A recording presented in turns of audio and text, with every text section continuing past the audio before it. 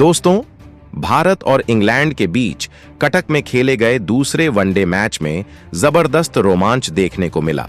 England ने toss जीतकर पहले बल्लेबाजी करने का फैसला किया और उनका यह निर्णय बिल्कुल सही साबित हुआ। शुरुआत से ही बैन डक्ट और फिलिप सॉल्ट ने बेहतरीन लय में बल्लेबाजी की और इंग्लैंड को मजबूत शुरुआत दिलाई। बैन डक्ट ने अपने शानदार प्रदर्शन को जारी रखते हुए अर्धशतक पूरा कर लिया। इन दोनों बल्लेबाजों ने मिलकर पहले विकेट के लिए 81 रनों की साझेदारी कर इंग्लैंड को मजबूत स्थिति में पहुंचा दिया।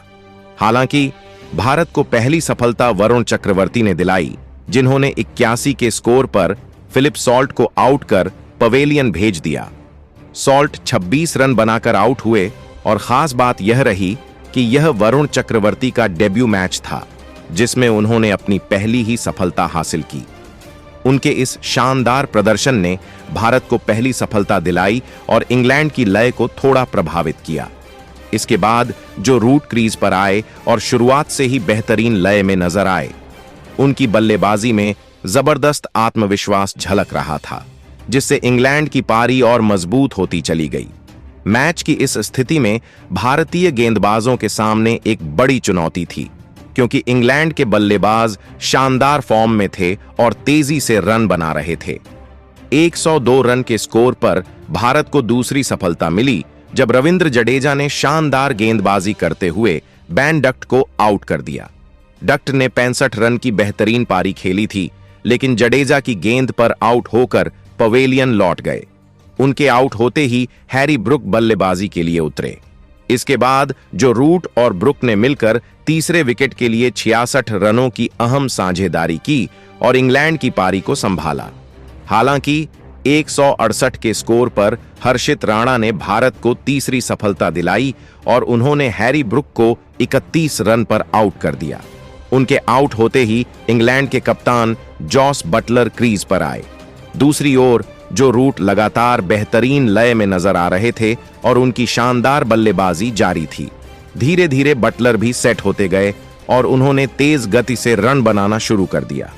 इसी बीच जो रूट ने अपनी अर्धशतकीय पारी पूरी कर ली, लेकिन 219 के स्कोर पर हार्दिक पांड्या ने भारत को बड़ी सफलता दिलाई और जॉस बटलर को 34 रन पर आउट कर दिया।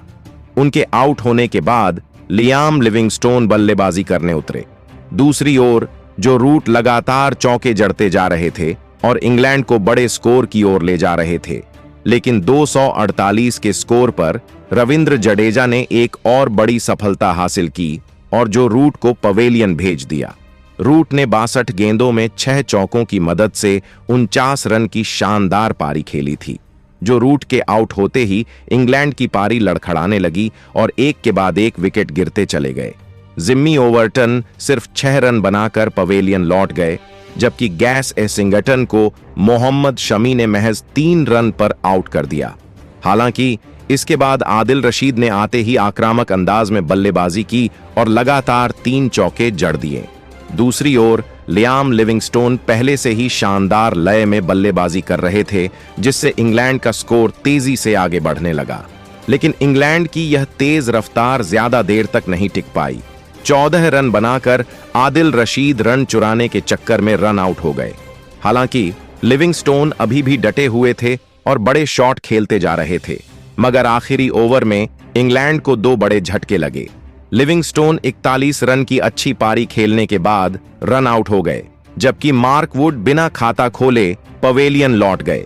इस तरह इंग्लैंड की पूरी टीम 304 रन पर ऑल आउट हो गई।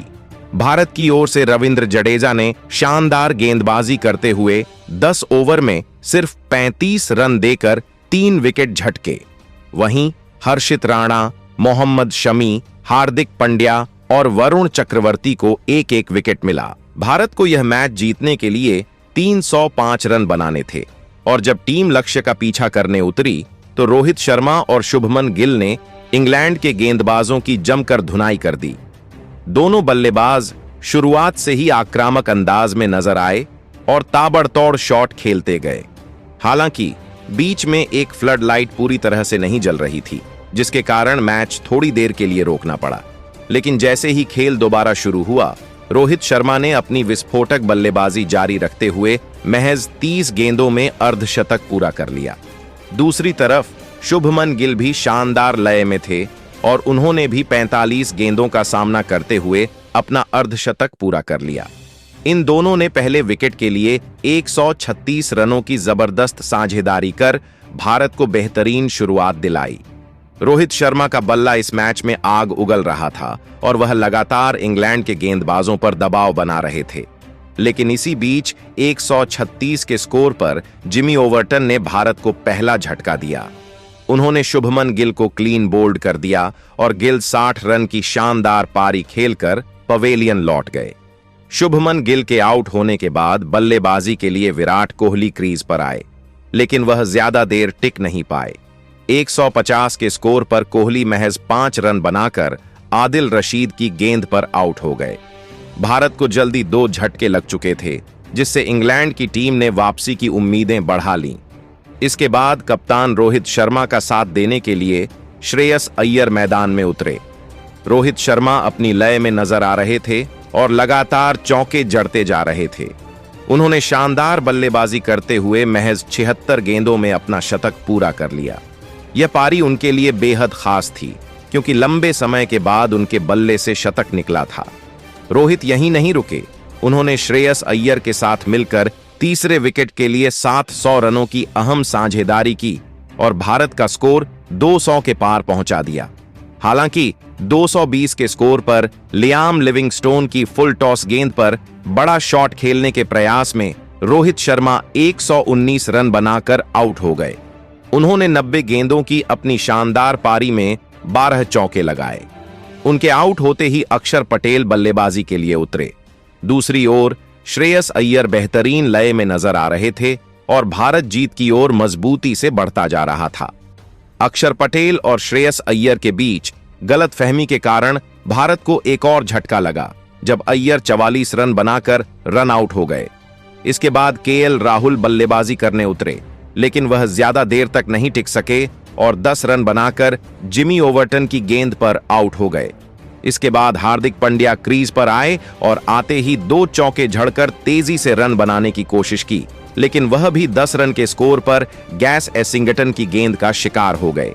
इस तरह भारत के 6 विकेट 286 के स्कोर पर गिर चुके थे और मुकाबला रोमांचक मोड़ पर पहुंच चुका था। हालांकि दूसरी ओर अक्षर पटेल शानदार बल्लेबाजी कर रहे थे और भारत को जीत के करीब ले जा रहे थे। इसके बाद रविंद्र जडेजा क्रीज पर आए और दोनों ने मिलकर बेहतरीन खेल दिखाया।